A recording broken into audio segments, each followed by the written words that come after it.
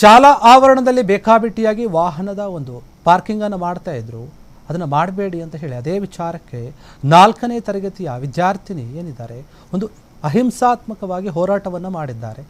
ಈ ಘಟನೆ ತುಮಕೂರಿನ ಬೆಳದರ ಸರ್ಕಾರಿ ಶಾಲೆಯಲ್ಲಿ ನಡೆದಿರುವಂಥದ್ದು. ಏನು ಕಾಂಪೌಂಡ್ ಇಲ್ಲ ಅಲ್ಲಿ ಬೇಕಾಬಿಟ್ಟಿಯಾಗಿ ಅಲ್ಲಿ ವಾಹನಗಳಂತ ನಿಲ್ಲಿಸ್ತಾ ಇದ್ರು. ಅದೇ ವಿಚಾರವಾಗಿ ಆ ಒಂದು ಪುಟ್ಟ ಬಾಲಕಿ ಏನಿದ್ದಾರೆ 4ನೇ ಕ್ಲಾಸ್ ಓದ್ತಿರೋದು ಹೋರಾಟವನ್ನು ಮಾಡಿದ್ದಾರೆ. ಶಾಲೆಗೆ ಹೋಗದೇನೆ 6 ತಿಂಗಳ ಕಾಲ ಪ್ರತಿಭಟನೆಯನ್ನು ಮಾಡಿದ್ದಾರೆ.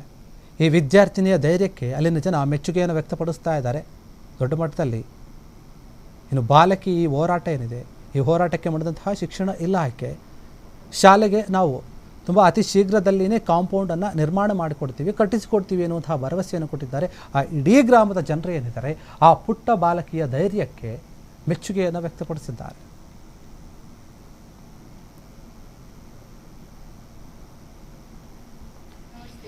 और यूनिफॉर्म हाಕೊಂಡು ಬರಲಿಲ್ಲ ರಫೀಕ್ ಯೂನಿಫಾರ್ಮ್ ಹೋಗಿ ಯೂನಿಫಾರ್ಮ್ ಹಾಕೊಂಡು ಬಾ ಬಿಬಿ ಜಾತಿನಿ ಕೊನೆಗೆ 6 ತಿಂಗಳು ಏನಾಯ್ತು ಅಂತ್ಯ ಮಾಡಿದ್ದಾರೆ ಮೇಡಂ.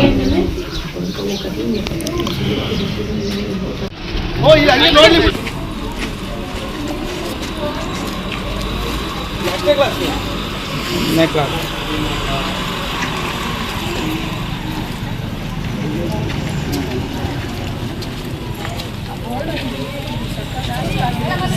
ಮೇಡಮ್ ನೋಡಿ ಅಂತ ಹೇಳಿ ಅವ್ರನ್ನ ಕರ್ಕೊಂಡು ಬಂದಿರೋದು ಇಲ್ಲಿಗೆ.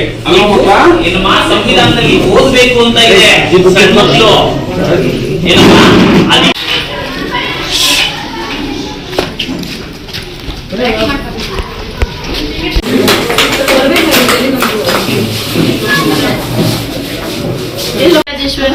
ನಮಗೆಲ್ಲ ಗೊತ್ತಿದೆ, ಕಳೆದ 6 ತಿಂಗಳಿಂದ ಸಿಮ್ರಾನ್ ಅನ್ನೋ ಹುಡುಗಿ ಇಲ್ಲಿ ಬೆಳೆದರ ಸರ್ಕಾರಿ ಪ್ರಾಥಮಿಕ ಶಾಲೆಯ 4ನೇ ತರಗತಿಯಲ್ಲಿ ಓದ್ತಿರುವ ಸಿಮ್ರಾನ್ ಹುಡುಗಿ 6 ತಿಂಗಳಿಂದ ಶಾಲೆಗೆ ಬರದೆ ಮನೆಯಲ್ಲಿ ಕೂತು ಸ್ಟ್ರೈಕ್ ತರ ಮಾಡ್ತಾ ಇದ್ರು. ಯಾಕೆ ಹೇಳಿದ್ರೆ ಅವರ ಶಾಲಾ ಆಟದ ಮೈದಾನಕ್ಕೆ ಕಾಂಪೌಂಡ್ ಗೋಡೆ ನಿರ್ಮಾಣ ಮಾಡಿಕೊಡ್ಬೇಕು ಮತ್ತೆ ಬೇರೆ ವಿಚಾರಗಳಿಗಾಗಿ.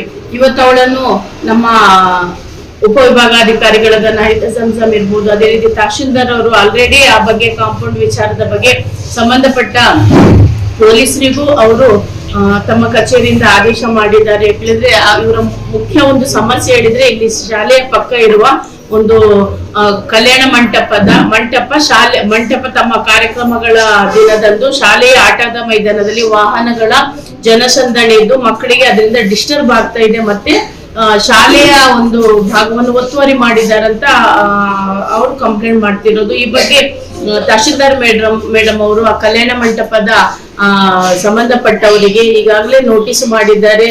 ಏನ್ ಹೇಳಿದ್ರೆ ಯಾವುದೇ ಸಭೆ ಸಮಾರಂಭ ಆದ್ರೂ ಸಹ ಅಲ್ಲಿ ಶಾಲೆಯ ಆಟದ ಮೈದಾನದ ಒಳಗೆ ಯಾವುದೇ ವಾಹನಗಳನ್ನು ನಿಲ್ಲಿಸಬಾರ್ದು, ಮತ್ತೆ ಆ ಮಕ್ಕಳ ಶಾಲೆಯ ಡೇ ಟು ಡೇ ಚಟುವಟಿಕೆಗಳಿಗೆ ಡಿಸ್ಟರ್ಬೆನ್ಸ್ ಮಾಡಬಾರ್ದಂತ ಅವರು ಆದೇಶ ಮಾಡಿದ್ದಾರೆ. ಇಂಪ್ಲಿಮೆಂಟ್ ಆಗ್ತಾ ಇದೆ.